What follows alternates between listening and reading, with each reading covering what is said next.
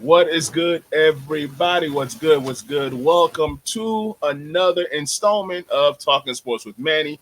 It's my guy Razzman here with Dynasty Overload. This is actually for Dynasty Overload. So we wanted to just kind of kick this show off and talk about some Dynasty buys, Dynasty sells, Dynasty avoids, Dynasty holds, the whole nine before the rookie draft edition. So, Mr. Razzman, what you got for us, man? Okay, let me start off with one of my buys. And this one is near and dear to my heart. This is my guy, Tyjae Spears for the Tennessee Titans. So the reason I'm buying Spears is because if you look at his workload last year, which wasn't a whole lot, when he was on the field and his touches, he was qualifying as the RB1. Mm-hmm. So this is somebody that I want to acquire. This is somebody that a lot of people still aren't valuing as an RB1, looking at it as an RB1. So this is somebody that you can acquire for less. You can pay for less than an RB1 and pick up an RB1. And listen, and I do believe that the Titans are going to add somebody, but I think that's going to be a short yardage carry back. This guy played part-time, still had almost 50 receiving catches. So listen, this guy, I think is going to be a bona fide RB1 next year. And he's also one of my buys. And guess who had lunch with the Titans GM yesterday? We did. So we got a lot of intel on what the team is trying to do. And Tyjae Spears, being that the GM did speak up the coach. And we know that background of Callahan, right? Yep. We know that he's going to be a pass-happy guy. Yep. So if you're playing PPR, Tyjae Spears targets up, receptions up, yards up. So right now, the price for Tyjae Spears is about 110 to 112. And I was able to make a trade for Tyjae Spears. Actually, we both were in a bidding war for this guy, and I traded Dontavian Wicks and a 206 to get Tyjae Spears, and I'm very happy with that buy. But speaking of buys, let me just do one of my avoids. Okay. I am avoiding all of Green Bay's pass catching guys because of me trading away Dontavian Wicks twice. One was to get one of my two of my buys actually involves Dontavian Wicks, and it's just so funny to me. So yeah, the reason why I am avoiding all of the Green Bay receivers, for one, Christian Watson, he's made out of glass. We don't know when he's going to be out there. And then because he's not available, it makes guys like Dobbs' value go up.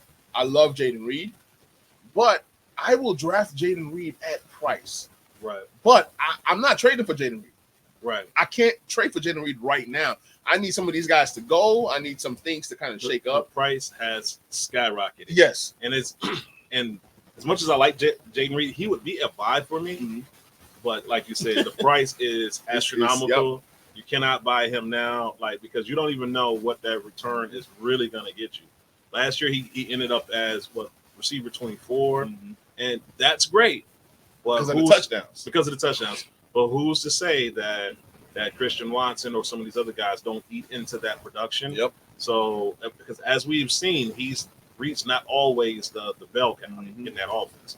So, with that being said, I'm out on the price. Right. I'm in on Reed, out on the price. And remember that stat that I have for you.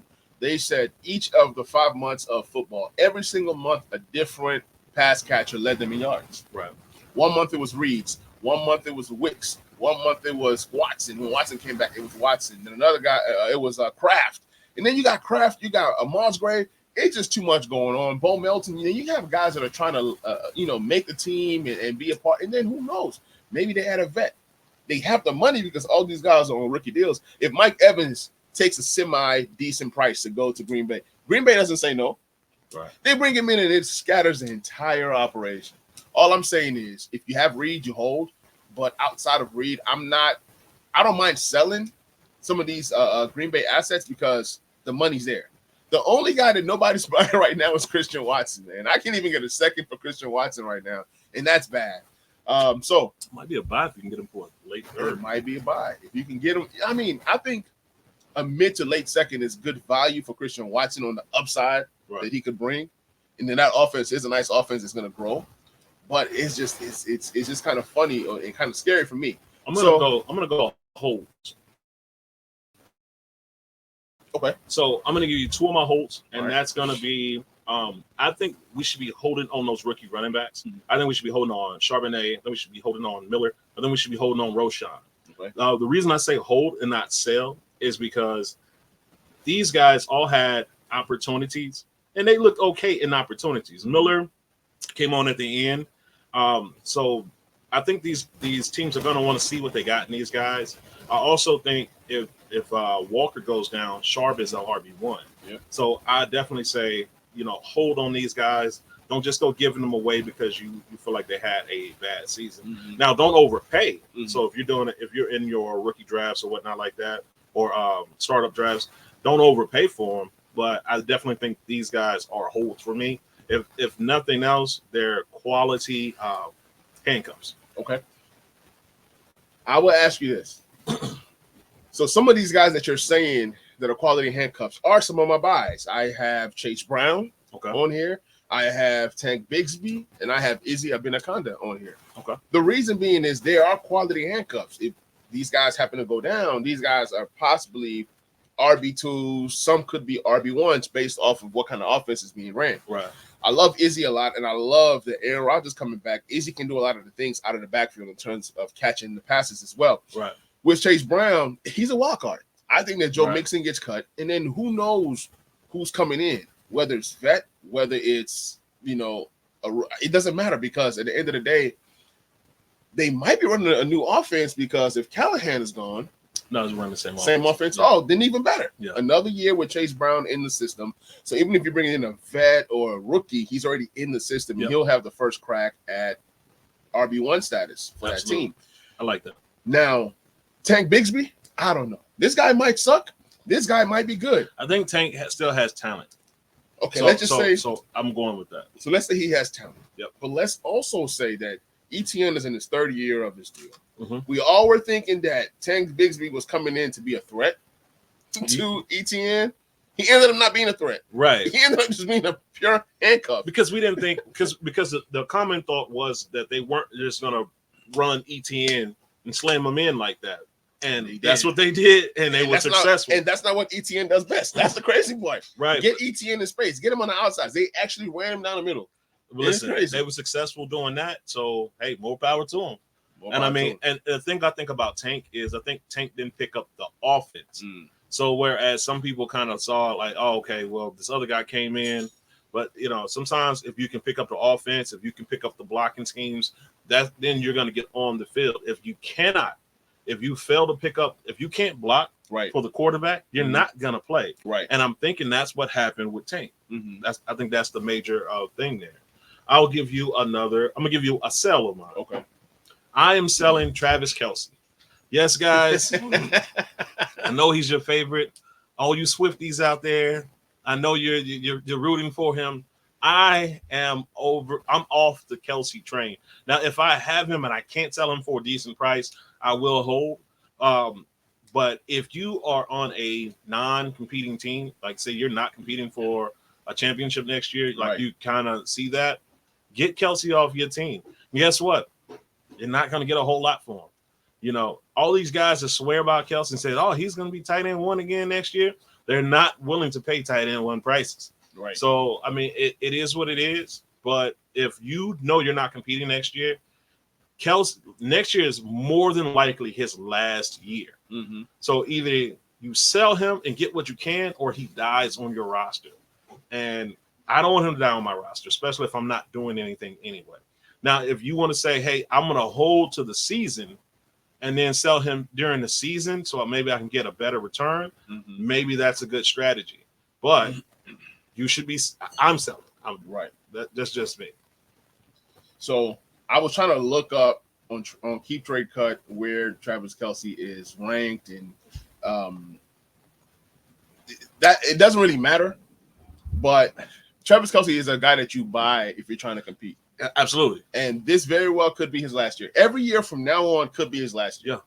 And as long as they continue to win, let's say if they win it again next year or they come close, he's going to want to keep playing until the wheels fall off. When a guy has to put out a statement that says, hey, I'm playing next year, that means that each year, it could potentially be over. Right.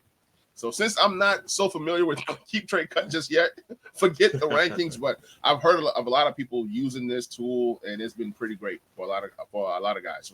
So next time we will have the keep trade cut because I want to see where Kelsey is ranked, even though with his age. I want to see where he's ranked in Dynasty. I still think he's a top 10 Dynasty asset at a position it's coming up, but it's not quite there. Like when Kelsey's healthy and he's doing this thing, and mind you, the Chiefs will be adding another receiver next year, so that means Kelsey to the moon. I mean, less eyes on Kelsey just means, Absolutely. So less is more. You can see more of like Kelsey getting double-digit touchdowns, but less receptions, more yards, or maybe maybe shorter receptions and then less yards. Might not even crack 1,000 yards, but with the receptions and the touchdowns, definitely has Kelsey top 5 production-wise if he's fully healthy. And then the tight end premium. It's bananas. Wow. Now, I'm going to give you a guy that I'm buying right now, and it's your guy, Will Levis. Okay. Will Levis, man, it's not that I don't believe. I'm going to do a 2-for-1. I'm buying Will Levis and Bryce Young. Right. I don't know if these guys are going to be good, but one thing I do know is that I let you guys go and draft these guys with your high picks, especially Bryce Young. I see people draft him in 102 to 106 range, right? And a lot of those guys are pissed off right now. And I've been able to get Bryce Young for the 112. In one deal, I did a 201 and like a third or something like that. And in another deal, I traded Kyle Pitts to get Bryce Young because I needed a quarterback.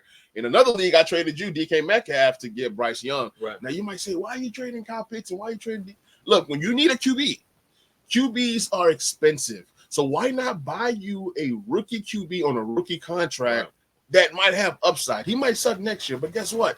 Because they drafted this guy number 1 overall, he might make it all 5 years on that team. Absolutely. Unless some magical way they get a vet like an Aaron Rodgers type thing situation like Zach Wilson got booted. The QB and tight end are the only finite positions in fantasy football. So especially if you have 2 tight end spots and like you have 2 super flex spots, I mean, those positions, you cannot, it's not like RB where it can be 2 guys in the RB position. Yep. And so now, you can even do almost 64 guys.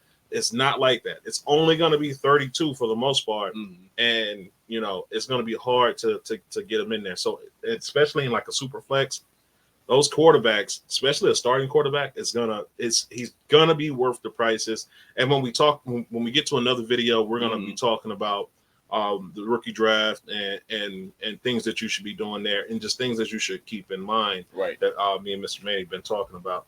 So let me get to another sell for me. It's gonna be Tony Pollard. I was able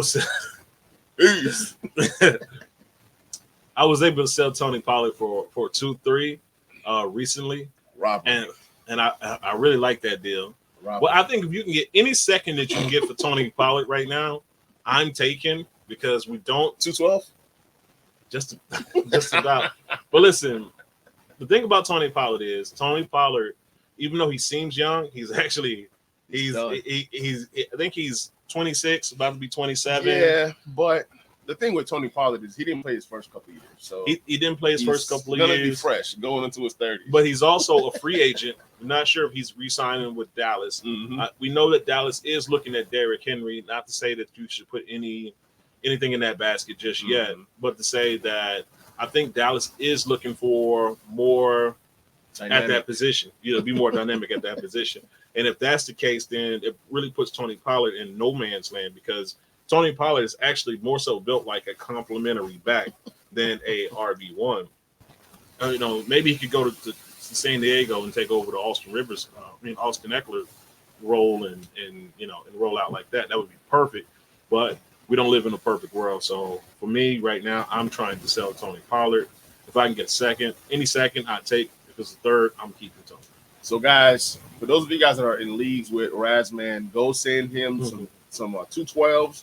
Some 210s, 211s. He's ready to receive the blessing that you guys have for him. Now, when you think of Tony Pollard, right? He came from Memphis. He played in Memphis, and he was a 4th-round pick. Okay, so I always have that thing about when these backs don't have, it's all gone, bro. I know. When these backs don't have draft capital, this is what happens. I don't care who you are. Sometimes you go undrafted like a Austin Eckler, you turn into something, you turn into a special back. But people were telling me that this guy was going to take the Dallas Cowboys to the promised land. This guy here did nothing. He did not. I mean, I won't say that he didn't do anything, but he wasn't Zeke. Ezekiel Elliott was special. You know what I'm saying? And Pollard just happened to be a guy. Like, this guy struggled. He struggles for 1,000 yards both seasons. 2022, 1,007 yards. 2023, he got worse. 2 less yards. 1,005 yards. And he played 17 games. So you play 17 games in a 17 game receptions, though? Okay, receptions. So in 2022, he had 39 receptions for 371 yards, 3 touchdowns. 2023, he had 55 receptions, 311 yards, no touchdowns. So he got worse. He regressed. He did finish as a top 15 back both years, correct?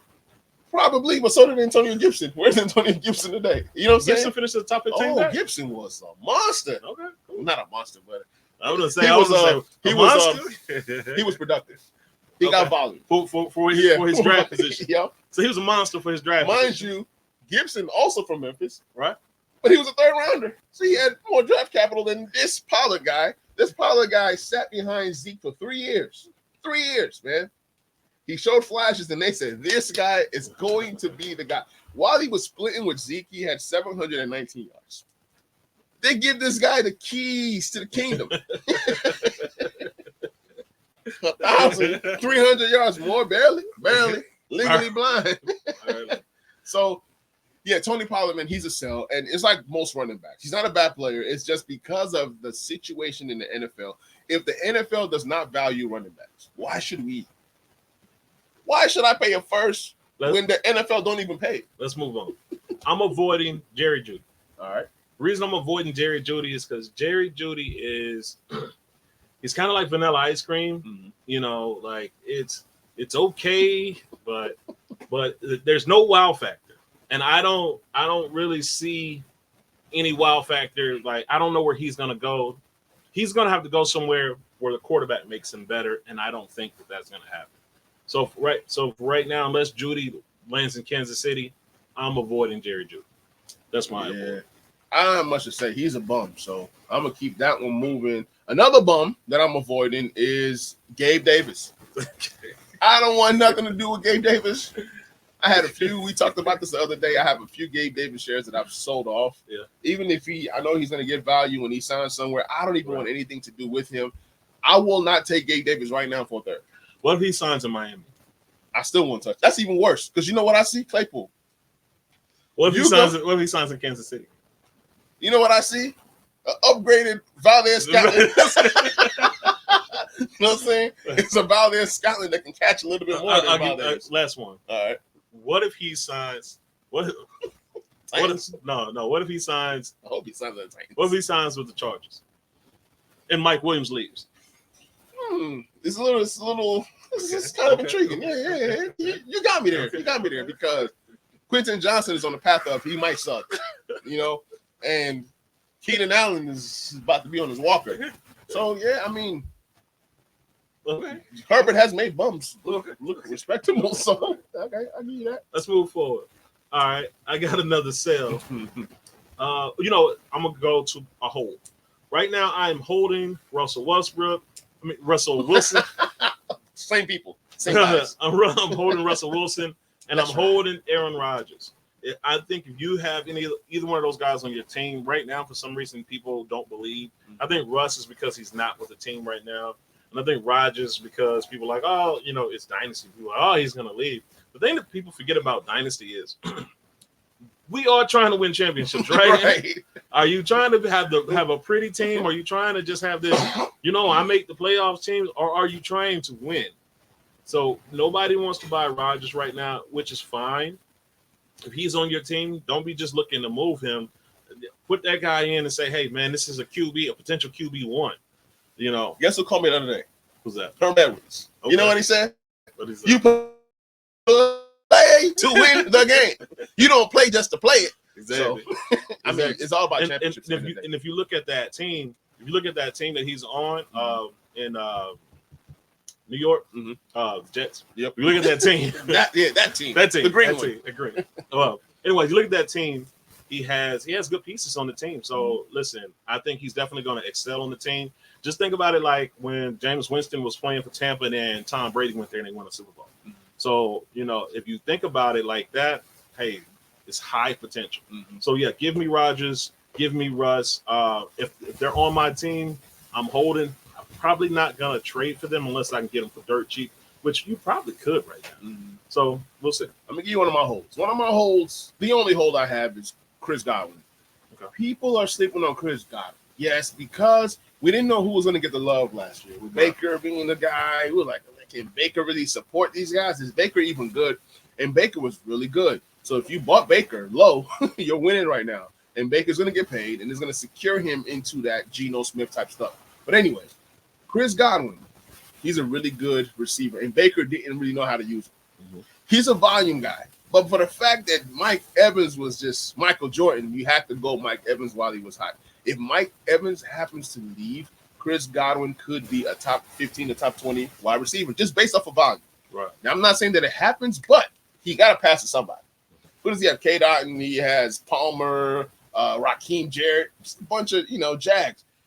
Yes, they are going to add somebody, but I like Chris Godwin moving forward if Mike Evans leaves. I like that. So here's another one of my buys. I am buying top 20, top 30-ish receivers. I'm buying those guys that don't have the sexy names, those the Higgins, the Hopkins, the Terry McLaurins. I'm buying those guys because for whatever reason, guys are so enamored with the new guys that are coming in. If you can get a Terry for a 111 or a 112, I mean, I think that's perfect. Yep. If you can get Higgins for a 110, I think that's awesome because that's a steal. Well, listen, you've already seen what these guys are doing, but people have put in their minds because we're Dynasty guys and we all just do what everybody else is doing. We say Higgins is a wide receiver too. Right. Okay, you think that. You know what I'm saying? You think that all you want. And he may or may not be back with the Bengals. So give me Higgins at 110. I for sure. Please. That's the guy I would buy. Yep, because if not, you end up with Quentin Johnston. People are just so excited for rookie pick. Look, think about it. No, 111, 110, that's where Quentin Johnston was going, right? But those dummies, they took him over Zay Flowers. I was in the drafts where people said, no, he's the guy because he's tall, he's big. That's first round draft capital. And then, so if you can get these, like, for me, I'm willing to trade 112 to get Christian Kirk. I'm a Christian Kirk guy. Okay. And I know that Christian Kirk is going to get the volume. He's solid. He's probably going to be like a top 15 type, 1,100 yards, 80 catches. He's going to be anywhere from touchdowns. 14 to 20 at the end of the year. Yeah. A receiver. And that's not bad. That's not bad. Because guess what? You're going to go and draft the one guy. You're going to go and draft Christian Watson, okay? I'm thinking about past mistakes. I'm not just calling y'all out. I'm calling myself out. Sky Moore, Christian Watson, George Pickens. Has he really performed? Last year he did. But it's like not Christian Kirk's numbers. I mean, you can see in this league, you can get yards for days. No touchdowns. You end up being wide receiver 30. Traylon Burks. You know what I'm saying? So, people taking Traylon Burks earlier than that. He was a top 6 pick. Oh, man. Hey, the good old days. All right, let me go ahead and go to some of my buys. So, the last 2 buys on my list is a pair of Broncos. Okay. Give me Javonte Williams. He's a good buy for this season. Okay. After this season, look, I don't know what happens. He goes into that Tony Pollard category because he might not get paid. Let me ask you why you buying him. Why am I buying? Oh, man, that ACL, it takes you 2 years to recover. Okay. And this is the recovery year. He should be fully recovered. Go ahead. So if he's fully recovered, he should ball out. Okay. Like we should see the maximum potential of Javonte Williams. I could be wrong. No. But I'm buying all the Javonte, and here's what I'm spending. It's kind of crazy. If I can sell a 25 first to get Javonte plus, I'm all in. I was able to get Jahan Dotson, another fallen hero, with Javonte and 2 other small rookie assets for my 25 first. Now, I better compete. Who was your other guy? My other guy's Marvin Mims. Marvin Mims, he's a wild card. him and Jalen Hyatt are twins right now. They can stretch the field. They make these big plays. 3 catches, 100 yards. I don't know if he's going to be good pro or not, but I'm buying, and it's dirt cheap. Okay, cool. So speaking of that, I am selling Javonte. And listen, the reason I'm selling Javonte, and listen, let me say this. I believe Javonte Williams is one of the most talented running backs in the league. Mm-hmm. So begs you the question of why am I selling? I am selling because I don't know what's going to happen with that Broncos offense right now. Like, I don't trust it. Russ is not going to be there. They haven't proven that they know what to do with offense out there. I know they brought in the Saints old coach, Sean Payton. But listen, after last year, after last year, I'm not so sure about him either, because even though when Russ was cooking, it seemed like Russ was cooking more when he wasn't listening to the coach anymore. Right. Like when they decided they was going their separate ways, it seemed like Russ started cooking more. So it seemed like when he was listening to Sean Payton, he wasn't cooking. Well, let me go ahead and say this. When they get Bo Nix and they're running that pistol, don't come back now and get Javonte. No. I agree. If they get Bo Nix, I think that's awesome. But I also think that's around. I also think that's up. Okay. I also think that's wishful thinking. If they get Bo Nix, I think that'd be great. But that's the beauty of buying and selling. You gotta take those your gut feeling. Yeah, and go grab these guys because you're gonna talk that talk. I will sell Javonte for as high as I can sell him for now, and if I can buy him later for a decent price after they get, because not everybody's gonna think like you. Hey. Not everybody's gonna think like I feel you. So if I can get him, once I trade with somebody, if I can listen, don't worry. There's no trade anywhere I got Javonte Williams. Anywhere I got Javonte Williams and he's willing to give me a 25 first for, it's a deal. It's a go. But I'm gonna need something else back. It's a go. I said it. But yeah, okay. Old running backs. So I'm selling old running backs. If you're an older running back on my team right now, I will sell you if somebody's willing to pay. Why aren't you selling CMC? Hold on. Oh, not CMC. He that's different. He's older. He's not even he doesn't even qualify as a running back. He's special. They should put special by his name. He's a unicorn. All right. Let me go to one of my sales. Well, I'm gonna do a package deal. Then my whole list is done. Rashee Rice and Kyle Pitts.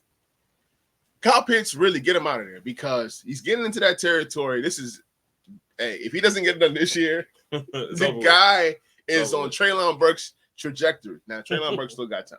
But if Kyle Pitts does not get it done this year with a better QB that we think is coming, anybody's a better QB than what they had last season. I don't think it gets any worse than that. But yeah, Kyle Pitts, get him out of here. If I can sell him for a quarterback like Bryce Young or Levis, I'm selling. I'm getting rid of him everywhere I can to get whatever I can. Rashee Rice. I love Rashee Rice, but I think this is the highest he's ever going to be. What happens if they go ahead and add a Mike Evans or because they're going to add somebody.